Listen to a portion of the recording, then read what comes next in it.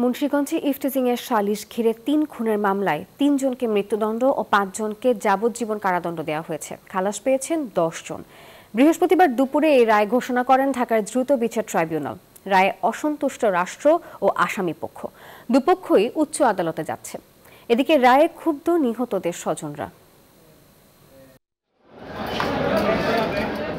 ২০২১ সালের ২৪ মার্চ মুন্সিগঞ্জের উত্তর ইসলামপুরে ইফতেজিং ঘিরে সালিশ মীমাংসার কথা বলে ডেকে নিয়ে আওলাদ হোসেন মিন্টু, সাকিব ও ইমনকে ধারালো অস্ত্রের আঘাতে হত্যা করা হয়। ঘটনার ২ দিন পর মামলা করেন নিহত আওলাদের স্ত্রী খালেদা আক্তার। মামলার ৪ বছর পর ২০২৪ সালের ১৭ সেপ্টেম্বর ১৮ আসামির বিরুদ্ধে অভিযোগ গঠন করা হয়। আদালতে সাক্ষ্য দেন ২৮ জন। চলতি বছরের ২২ এপ্রিল যুক্তিতর্ক শেষ হয়। ঢাকার দ্রুত বিচার ট্রাইব্যুনাল ৩ মামলাটির রায় দিয়েছেন। এতে ৩ জনকে মৃত্যুদণ্ড ও ৫ জনকে দেয়া হয়েছে যাবজ্জীবন কারাদণ্ড। রায় নিয়ে অসন্তুষ্ট রাষ্ট্র ও আসামি পক্ষ। বান্ডেল থাকলে প্রতি সেনমানিতে টাকা বাঁচবে। বিকাশ সেনমানি বান্ডেল কিনে জিতুন প্রতি লেনদেনে। উচ্চ আদালতে যাচ্ছে তারা।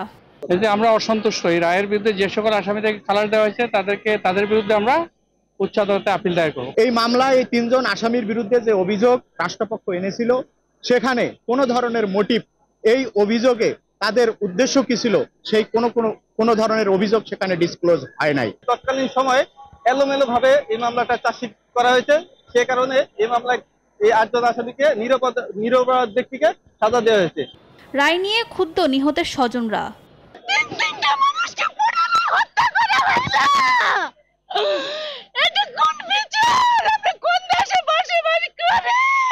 আমি তো এত মানুষের চিনি না, তারপরে যে দুটারে চিনি সেই দুটারে আমি চিনি, আর কেউ আমি চিনি না।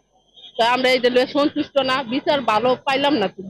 মৃত্যুদণ্ড পাওয়া ৩ আসামির মধ্যে সৌরভ ও শিহাব পলাতক, আর যাবজ্জীবন পাওয়া ৫ জনের মধ্যে পলাতক রয়েছেন ৩ জন।